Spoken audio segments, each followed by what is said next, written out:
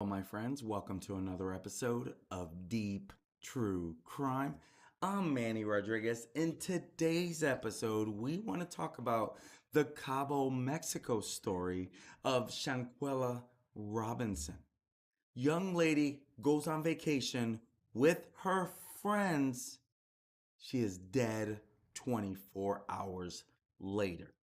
And now her parents want answers because they do not believe what the friends have told them.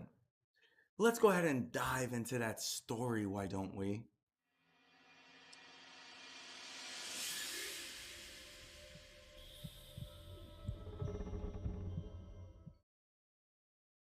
Cabo, Mexico is a resort city at the southern tip of the Baja California Peninsula in the Mexican state of Baja California Sur. As as of the 2020 census, the population of the city was 200,000 inhabitants. Cabo San Lucas, together with San Jose del Cabo, are collectively known as Los Cabos. Together, they form a metropolitan area of over 350,000 inhabitants. It is rated as one of Mexico's top five tourist destinations. Cabo is known for its beaches, scuba diving locations, balnearios, the Sea Arch El Arco de Cabo, San Lucas, and marine life. The Los Cabos corridor has become a heavily trafficked vacation destination for tourists with numerous resorts and timeshares along the coast between Cabo San Lucas and San Jose del Cabo. A video of a brawl surrounding the mysterious death of a black woman has led to a movement to uncover the truth about what happened to Shanquella Robinson in Mexico. Sallamondra Robinson, she took to the public for answers after she received conflicting reports about what led to her daughter's death at a villa more than 2,500 miles in Cabo, Mexico. Robinson's parents, they have contacted the FBI and Mexican authorities and paid to bring her body back to the US. Mexican authorities said they don't suspect foul play, but the 25-year-old woman's family believes she was murdered. I probably won't be at ease until someone's arrested, Sallamondra Robinson would tell Queen City News.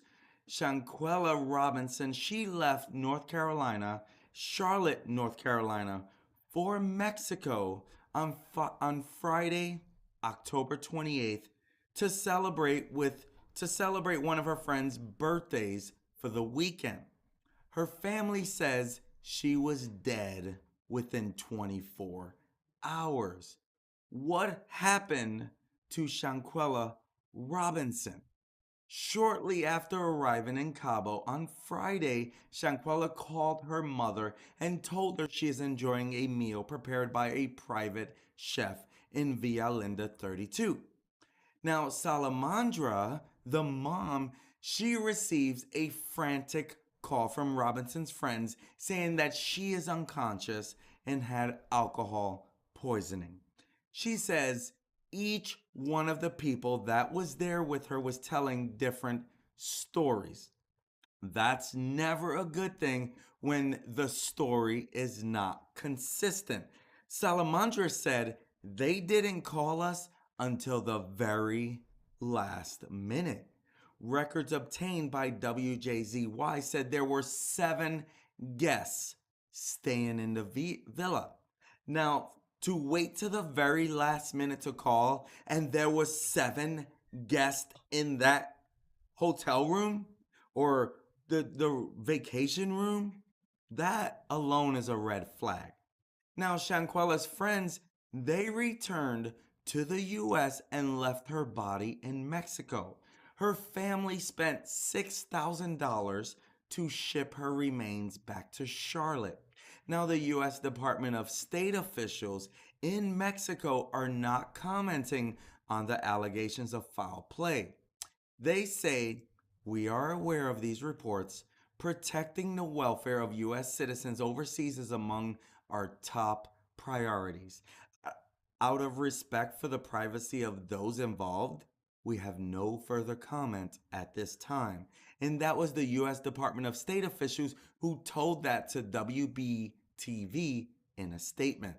Now, Shanquella's remains, they arrived in Charlotte on November 10th, and her family also received a death certificate. The woman's cause of death is listed as severe spinal cord injury and atlas luxation, which means the dislocation of the spine in the neck. There is no mention of alcohol poisoning. Their certificate says Shanquella was found unconscious in her living room. Her mother said she was told her body was discovered by a maid. However, a representative of CaboVillas.com told reporters the group in the villa called the concierge, who called a doctor for help on Saturday afternoon. The doctor gave Shanquella CPR. She was pronounced dead at 3 p.m., about 15 minutes after her spinal injury. WJZY reports that officials typed yes in a death certification section asking, was it accidental or violent? However, it is not really known which option they meant to select, accidental or violent. And so later, we find a video of a naked Shanquella that surfaced online just yesterday, November 15th, 2022. At least 2 people stood by and recorded on their cell phones as another punched Shanquella more than 24 times in the face, neck, and back. And one person, you can hear the man who may have been holding the camera, but somewhere in the background, you can hear him very clearly. I'm telling you because I heard it myself. And he says, I mean, this is traumatizing. He says, at least fight back something. Like, do something. Don't just stay there. Don't just stay there. Get up and fight. You can hear Shanquella say no. She's not going to fight back. This girl is drunk. She's drunk, right? Why would anyone want to do this at the time? And so the woman kicks her in the head at least once and tosses her on the ground, the video shows. I saw this video with my own eyes. And you can hear the lady who is fighting her saying, get up, bro, get up. The woman says as Shanquella sits on the floor, holding down her head, and the lady says, come talk that SHIT. My friends, this should not lead to death. I don't even know why it would lead to a fight. Obviously, someone is jealous of this woman. It is so obvious that this was rage where someone they lost their stuff. If you watch this video, you can see the lady take something off her head. I don't know if it's wig, weave, I don't know what it is that she takes off of her head, but she was ready to really lay into her. She removes, I don't know, it could be a towel, I have no clue.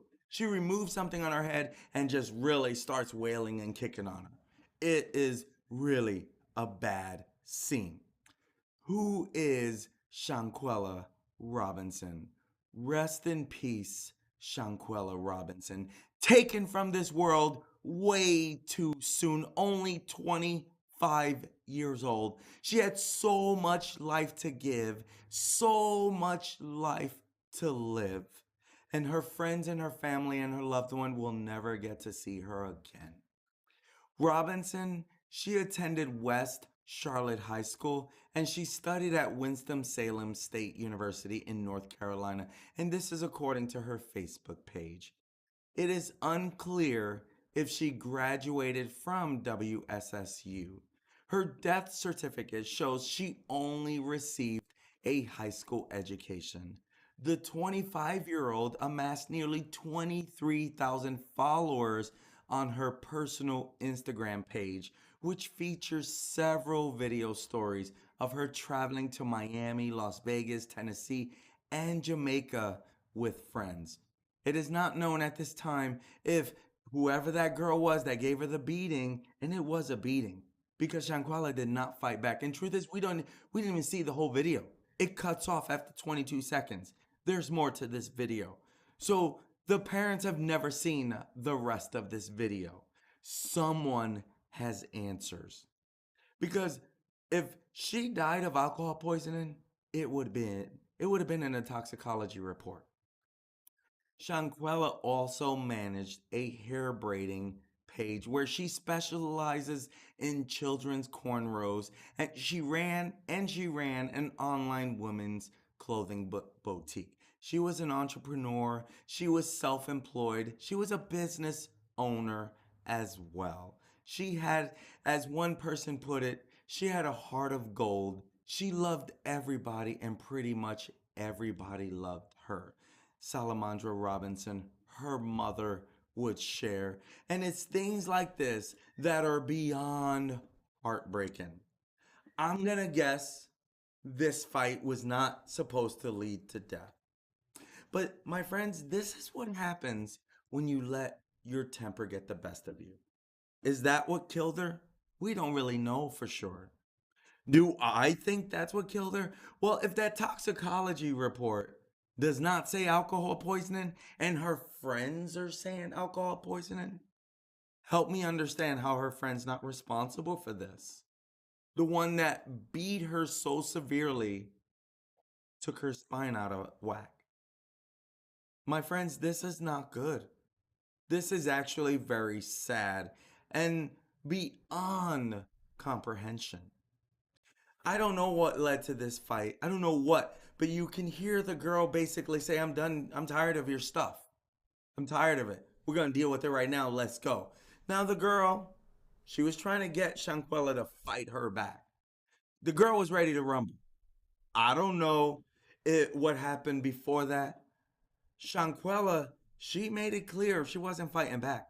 She wasn't getting to fight back. I don't understand why the people around, it sounds like at least two were recording this. You hear the male in the voice.